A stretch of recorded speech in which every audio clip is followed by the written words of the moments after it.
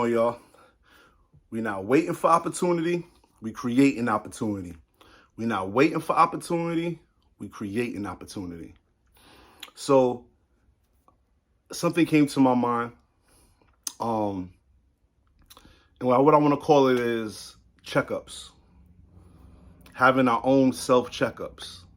If that's weekly, if that's daily, if that's nightly, monthly, but having checkups. Checkups on ourselves. And I feel checkups of ourselves is like a self-reflection. Paying attention to any different emotion or thought process or behavior we may have had, I think is important. Just the same way we check our bills, we check our bank account, we check our gas, we go to the doctor for checkups, right? And, the doctor has an array of questions that the doctor asks you, and if it's your first time, the doctors even ask you about your family's history, right? So you have a history question they ask you, and they even have a family history question they ask you, right? If this runs in the family. I think we need to do that self-checkup. I'm going to put myself out there. So this past weekend, I didn't like some actions that I became that what I responded to, what kind of thought process I came back into. A place that I've definitely for years been more and more getting away from, because I feel of being a grown man, you got to leave away childish things, thought processes and behaviors. But we have to remember, if you thought about a certain way for so long, it becomes a part of you, right? And we got to be careful with that. But yeah, I self-reflected. I'm like, oh, I didn't like that. And I blame no one I was around. It was nothing catastrophic or anything like that. It was just something I don't like and that I don't want to be, right? I don't want to feel like either. You know what I mean? I don't want to have that mind like. I don't want to be in that thought process anymore. That's not where I'm trying to see my life into the future, or see my life right now. And we don't realize that certain connections that we have of things may rebring those thought processes back out that we have in ourselves already. Certain environments, certain things that you're looking for emotionally, that you've made a connection with that way maybe years ago or unconsciously, that you didn't realize. And that's what transitions back that thought process again, or that demeanor or that behavior, right? When you come around it. And it could be so small that you don't realize it. And sometimes people around you are not going to realize it, right? As well, because they may not see an issue with it, or they may not see it as an issue. So you yourself have to take that time to do a self-checkup to say, hey, I didn't like that feeling I felt, that thought I had, the uncomfortability, or you felt you were going back to somewhere you didn't want to be. Now, I'm not telling you, it's about the person that you were with. Like I said, it's an environment thing. And this environment can be creating it for you in the sense of how you like to live in that environment. So you may have to realize how to adjust your thoughts, to adjust your behavior in that environment. Separate some things from it, or put it in a totally different place so you don't have to go back to that kind of thought process, feeling, or behavior. And, it's sometimes hard, because I come from a background of coming up back in the day where, you got to be the tough dude, right? You got to be the hard dude, do whatever you want, you know what I mean? You got to be this guy, right? It's either you the rich, you got to have all the bread, or you got to be the toughest dude in the room. And as I got older, I realized that was totally false. That was totally false. But it was needed in that environment at the time. But being like that forever, you realize that becomes not the very intelligent person, right? To constantly be that guy, that person. It just puts you in a negative space, a defensive space. A lot of negative thoughts during your day, during your week, a lot of negative relationships from that kind of thought process and the behavior that can occur from it. Because the environment I've come from, was harder for a lot of us, but only the strong survive it, and are willing to make the necessary changes and movements from it to be greater, you know? But I think that's where the self-checkup comes in, the reflection. Because it doesn't even have to be that serious where, you come from a hard situation. It could be simple, just like at work, or with a coworker or in your community or something like that, and you felt off and you kind of brushed it off. But over a long period of time, you might have felt that same feeling or had that same outcome, and you haven't really thought about why. You know what I mean? Like, what is the connection to cause that? And like I said, it's not always the people that are causing that for you. It could just be something in yourself that you have not connected to it, or you need to understand, you know what I mean, of why you're like that. Why is it like that for you? Why is it that emotion comes up for you? Why does that habit come up for you?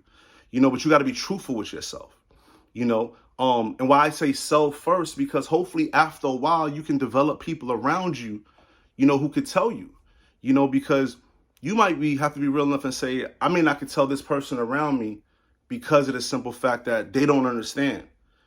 But, I need to tell someone. And sometimes we kind of equate, oh, that means that's for somebody who has big trauma or somebody who's an addict.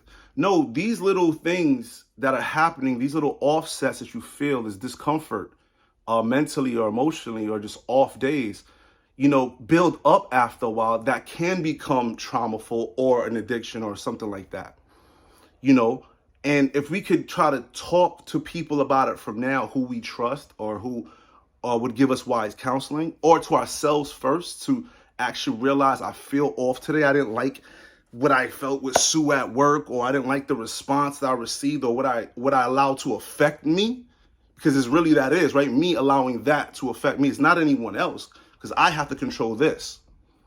And if we started doing that earlier, self-reflections, having self-checkups, like I said, a doctor asks you all these questions to pinpoint what's the possibility why you may be sick, or why you might have the issue you're having, and how they can treat it, right? And when they keep this history of you a while, then they know why it may have got this hard, of what kind of illness you might have over time, because they may give you a warning like, hey, you keep eating like this, your weight, you're smoking, all this stuff, you may get diabetes, right? You might get high blood pressure. You have to start taking pills and you could die, right? They start telling you like, yo, you have to change this lifestyle. You have to change this lifestyle in order for you not to bump into that sickness or illness that could happen. They give you the warning. If you go into the same one over and over, and they see your history and they're looking like, hold up, there may be some red flags here. That's the same way you got to think for yourself. Like, I felt off doing this and that. I didn't like this. I woke up like this happened. And you may put some connections to it with yourself. Like, why did I think like this about that though? What is making me drive that thought? What conditioned that? What pushed me to there? And how do I need to change that now so I don't feel that again, or it doesn't become worse later on? So like I said, it doesn't have to get to the trauma, or it doesn't have to get to the addiction for you to start doing these self-checkups to see where you are at and who you are.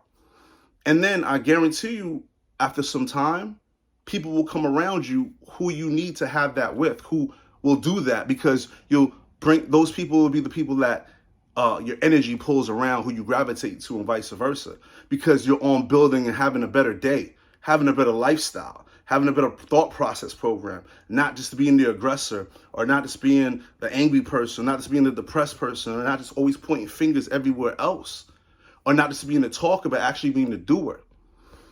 And we have to remember that, because sometimes when we get to that stage now, after we start talking to ourselves, that's why these affirmations and speaking things out is needed. Because my father always told me, you can't fight thoughts with thoughts. You have to fight thoughts with words, So that's why speaking to someone who's close, you're saying, hey, I have an issue with this. Or, hey, man, I felt off like this. Because you can't fight it yourself all the time. You need that person who like, I don't even know what you're going through, but yo, let's go kick it real quick and do this. Or let me come through, let's go watch the game. Or let's play some chess. Or yo, just talk about it. I don't know what you're saying, man, but I got you. That energy starts pushing something different. Somebody starts seeing it differently than you in verbiage. That's changing that thought process, right? That conditioning of what you've been thinking for so long, right? And unconsciously, that's what's causing these reactions. So we have to take the time and effort to self-reflect. So we need to do these self checkups. We need this self checkup. You know, you got to just check your temperature, man. Like, you know, you check your temperature. Let's call it check. You're gonna check your temperature tonight. You know what I'm saying? You're gonna see how your temperature feeling tonight. You know, my temperature is it feeling kind of off, and why? What's possible? Who did I run into? What did I do? You know, how did I wake up? Did I skip something that's on my task list that I wanted to do that's having me off? You know, because some people is like, they don't work out. Yo, a week goes by and they are totally drained. They feel depressed. They feel off because that's what helps them be the better them, right? And they know that. And they're like, yo, I can't miss a work day. A workout day. It can't be more than one day I miss. I got to do something, even if it's 20 minutes, because they know what it does to their body and what it does for their mind. So please, man, let's take that time to self-reflect, you know, because I did it, you know, this weekend, and I ain't like certain things that I did, that I said, that I became, you know, due to the old thoughts of what I was. Because, you know, it's like people think you just have to have an addiction of alcohol or marijuana or pills or drugs or this and that, right? You know, because an addiction is something you do over and over and over and over again, right? So we got to think about behaviors we fought for over and over these years and we thought was right, that sometimes will sneak up back up on you out of nowhere in an environment. And then we'll start bringing down other things as well. So the addiction is not just drug-based. We have to remember that. The addiction is our behavior and thought process that can creep up back up on us, you know? And we got to be careful with that. And I'm glad partially it did happen because I took the time to self-reflect. And I'm also glad that I had some people around me who saw little changes and was like, yo, you know, later on was like, you know, and those one or two was great to have because it makes you stronger, you know, and I'm having the right people around me so I can be stronger. And that's what we need, more people around you. And that's why I want to come talk to you guys, because I don't want you guys to just believe everything's just all gravy for everybody. It's not. We're all going through things. It's just how we respond to it. Are we going to be like, oh, it's over for me, I'm done with life, kill me, this and that, or who cares, it doesn't matter, wooty wooty woo? Are we going to face up to it, stand up to it, admit it, understand it, take time to reflect on it, and be the best us so we can have more self days, happier self days? You know what I'm saying? You're not going to get to the money the way you want to get to the money if you're not changing your personality. I'm telling you, if you're not willing to adapt your personality in situations and things as well, it's not going to happen. So you could think you need just all money only, but you're going to be a miserable person if you're not making the changes you need to do. So come on, man. We're not waiting for opportunity. We create an opportunity. Let's have some more checkups. You heard? All right.